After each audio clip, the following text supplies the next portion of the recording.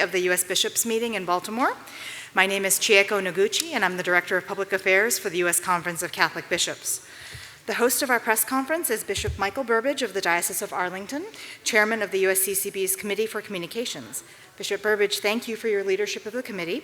I'd like to hand it over to you for introduction of our bishop panelists. Thank you, Chieko. Thank you, everyone, for being here today. Thanks for hanging in there. We did a lot this afternoon, and it's probably one of the later afternoons I can recall. So lots of information. So thanks for hanging in there with us. It was a beautiful day for us. One thing that was extremely clear is the love our bishops have for the gift of the Holy Eucharist and our desire to renew Eucharistic wonder and awe throughout our church and throughout our country. And it was a very powerful presentations, and it was great to see such Eucharistic wonder and awe and that commitment to go forward. So let me just make sure we introduce everyone who's here. I'm joined here by 4 bishop chairmen to talk about some of the items that were presented on the assembly floor today. Bishop Kevin Rhodes of Fort Wayne, South Bend is the chairman of the Committee on Doctrine. His committee drafted and led the work of the bishops on a statement on the Eucharist that was discussed and voted on by the bishops today. Bishop Andrew Cousins, who Bishop Designate of Crookston and Chairman of USCCB's Committee for Evangelization and Catechesis. Bishop Cousins joined us yesterday afternoon and agreed to come back, so thank you, Bishop, to talk about the Eucharistic Revival Initiative and a national event in 2024, which he did so with such great enthusiasm at our conference meeting today, assembly meeting. We were also given an update on journeying together, the process of dialogue and encounter, focus on the church's ministry with youth and young adults this afternoon. Archbishop Perez, the chairman of the Committee on Cultural Diversity in the church, gave us the update, and we have Bishop Arturo Cepeda, Auxiliary Bishop of Detroit, and incoming chairman for the Cultural Diversity Committee with us today. And finally, Bishop David O'Connell, the Auxiliary Bishop of Los Angeles and chairman of the subcommittee for the Catholic Campaign for Human Development, gave a presentation on CCHD, the Bishop's Anti-Poverty Initiative, which recently celebrated 50 years. Thank you, my brother bishops, for being here. Chieko, if you would field our questions. Thank you, Your Excellency. We'll open the floor up to questions from members of the media. If you have a question, please raise your hand or indicate to me, and when you're called upon, please announce your name and your question and the bishop whom you wish to address. Okay. Pablo.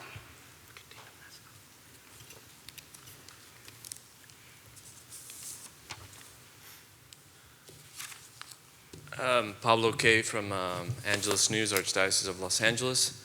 My question is for any of the bishops. Going into this fall assembly, there was a lot of talk of division in the conference. A lot of people were terming this document controversial, but we didn't see much of that in the public sessions. And it's understood that one of the decisions that was made in the June meeting was to have these regional meetings to discuss and to build towards the document on the Eucharist. And then, of course, you had more than one closed-door session in this meeting. So what were those meetings like, and how did somehow this consensus emerge? So I think Bishop Rhodes' committee did a tremendous work on the document. Perhaps you could begin, Bishop. Sure. Thank you for that question. Today we had a presentation on synodality, and I think the experience of the last several months in preparing the Eucharist document was a true experience of synodality among the bishops. Since June, there's been a lot of prayer. There's been the regional meetings, and bishops were very engaged. Our committee received over 100 pages of summary comments from the regional meetings. So part of synodality, of course, is listening. So there was a lot of listening, a lot of bishops sharing with each other. So it was a tremendous amount of material that our committee received. But I think there was great engagement of the bishops. Even those who disagreed on particular points, but bishops listened to each other and prayed together, and we came to consensus. I mean, the vote today, I think, showed that. So I was very pleased. I think we have a rich document that's going to be a very good help and kind of foundation in a way for the Eucharistic revival. And that's been my hope all along, that this would contribute to a deepening of faith in the Holy Eucharist and also greater participation of our people in Sunday Mass and participation in the church. Since the document, as we mentioned yesterday, does spring from our own strategic plan and also very much connected to our Eucharistic revival, which Bishop Cousins spoke about today. Maybe Bishop Cousins, you would like to add a few words? Yeah, I think there was a kind of synergy that happened even in the regional meetings that I was a part of between the document and the revival, and that the bishops recognize the great crisis we have in Eucharistic faith in our country, and the bishops have a real desire to do something about that, and I think that helped to spur the unity around the document, that the document be focused on that crisis and help to strengthen it.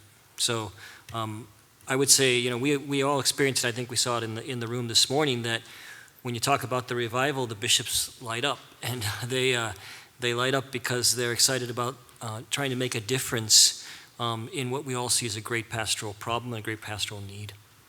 Thank you, Pablo. Okay. Next question goes to Josh.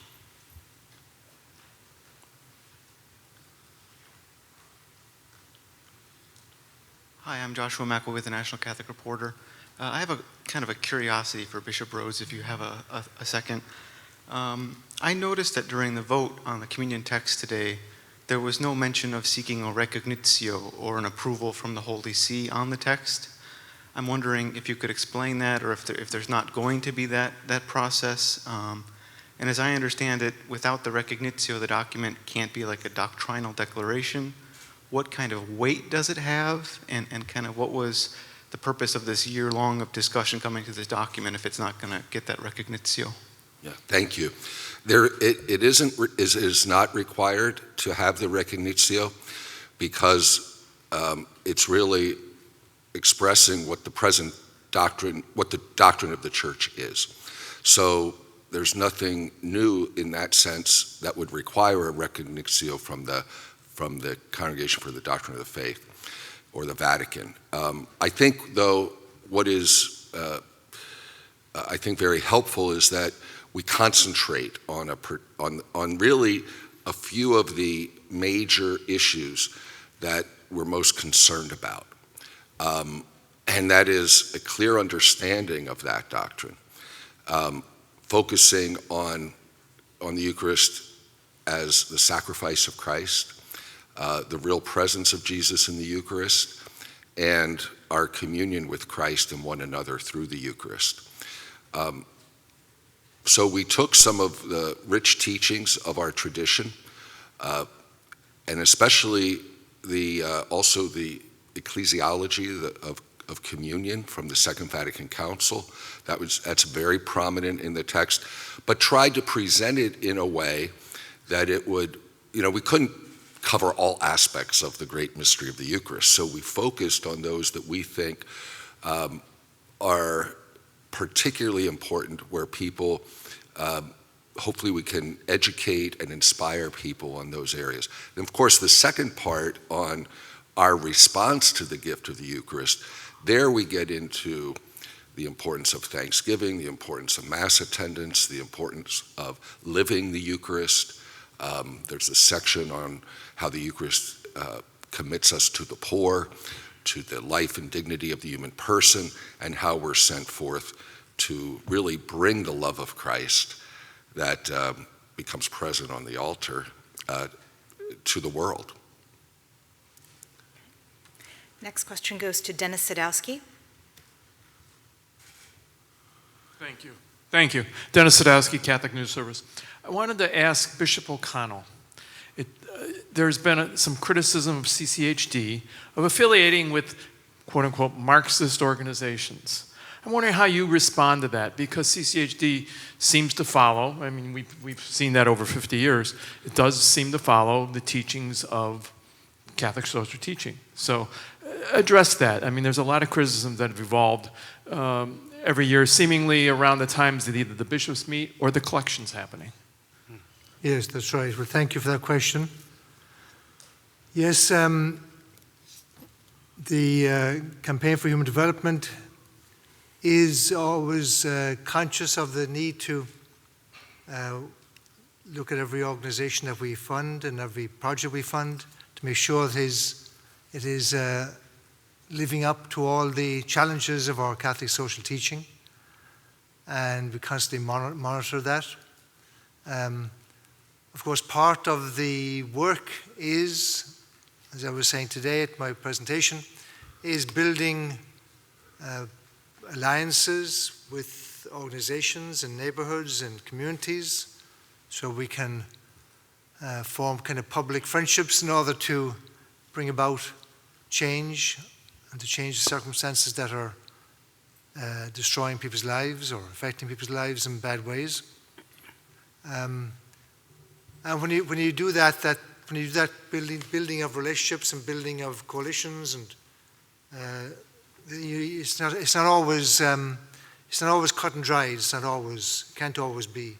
You can't check with everybody you've been in a relationship with to see what their particular beliefs are or what motivates their actions. But we try to make sure that we are staying true to the teachings of our faith. We're motivated by our love for Jesus Christ and our love for each other. We exercise compassion and mercy, and try to be understanding, and try to be tolerant, and try to overlook certain things in order that we can build these coalitions to help the people. So it's never clean, cut and dried, but we really always review all these criticisms and see what's if there's any validity to them. Once in a while over the years we have separate ourselves from organizations that couldn't live up to our Catholic social teachings and our Judeo-Christian values, but mostly we'll continue to try and work with people as much as possible, but we do review them and hold people accountable. Yeah. Okay. Peter?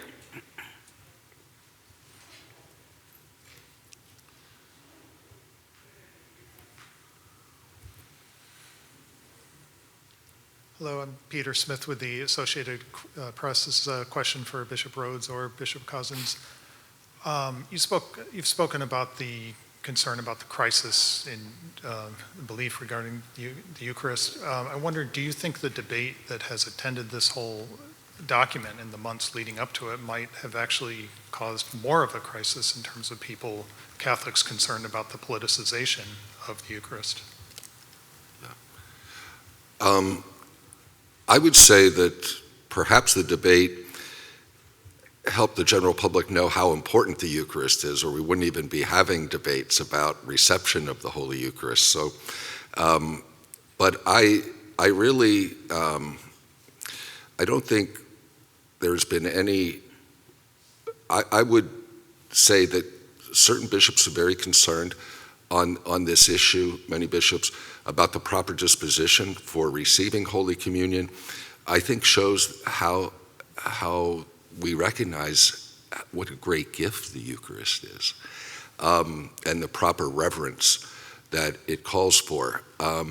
So I think perhaps it just has brought more people to be attentive to why this debate? Well, it's because the Eucharist is our center of our lives as Catholics. It's Jesus himself. So maybe that's a positive thing that can result. Do you think that it would have more of a positive effect, or do you think that more people might be turned off by this whole discussion? Yeah, I mean, clearly some people were turned off because there was, differences of opinion. But I do think that one of the things that our committee worked hard at is to, in that last part, talking about the importance of our transformation by and through the Eucharist and the call to conversion. That all of us, and every time we go to Mass, we profess that, Lord, I am not worthy. And I think that, I hope that it's a call to conversion so that people also understand how we are called to be consistent and how we're called to live the Eucharist by our love for one another, our love and protection of the unborn, of the migrant, the refugee, the poor. We list all of that in our document, that our worship and our living the gospel, it can't be separated. You know, we're called to live the gospel. Now, none of us does perfectly. The Eucharist nourishes us and strengthens us to live the gospel. But it's important that we be in communion with Christ and the church and the teachings of the church. That's what Eucharistic consistency is. Thank you. Okay. The next question goes to Greg Erlinson.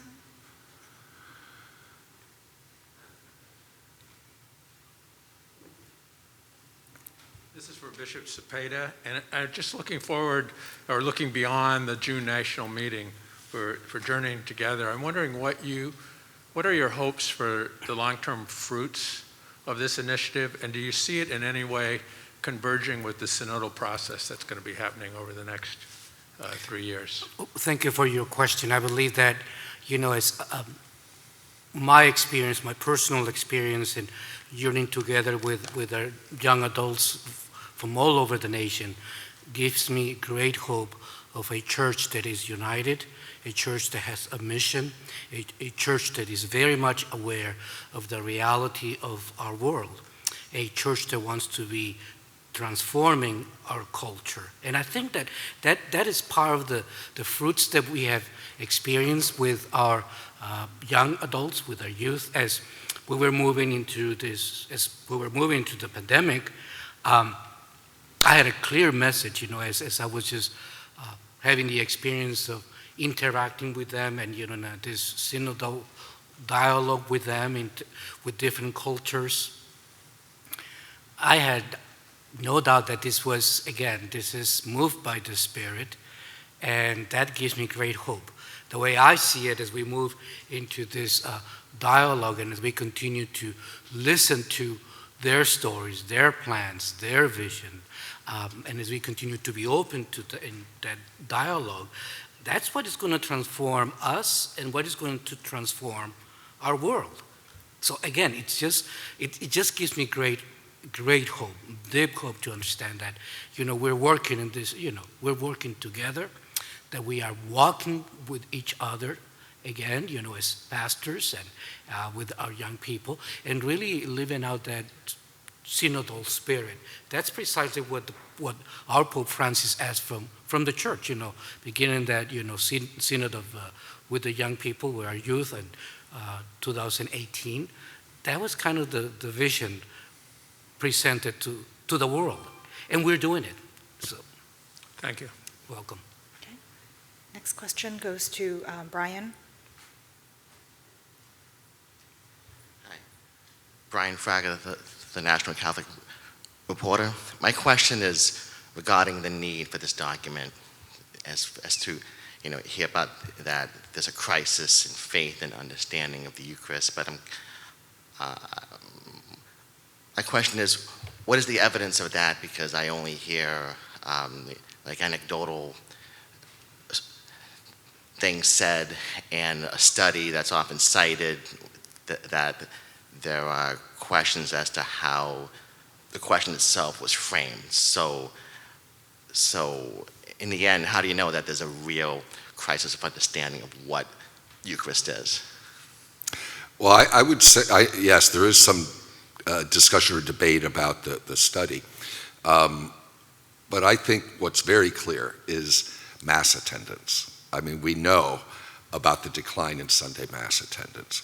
So it would seem to me that if there was a greater understanding and appreciation for the gift of the Eucharist, more people would be going to Sunday Mass. So that's, I think, most, prominent in the need for this. I would just add that we are, we did see that there was some problems with the Pew study and questions about how they used the words like transubstantiation. Those are all valid questions, which was the 2019 study that said, less than 30% of Catholics believe in the real presence of the Eucharist. So we are redoing that study. Kara is just redoing that study even as we speak to be able to try to get at some of the deeper issues. But the Pew study wasn't the ultimate thing that convinced the bishops there was a crisis. It was the fact that we know 75% of Catholics don't go to Mass on Sunday. If people believed in the Eucharist, how could they possibly miss Mass on Sunday? This is the greatest gift that Jesus wants to give us, and so we know that's a real crisis.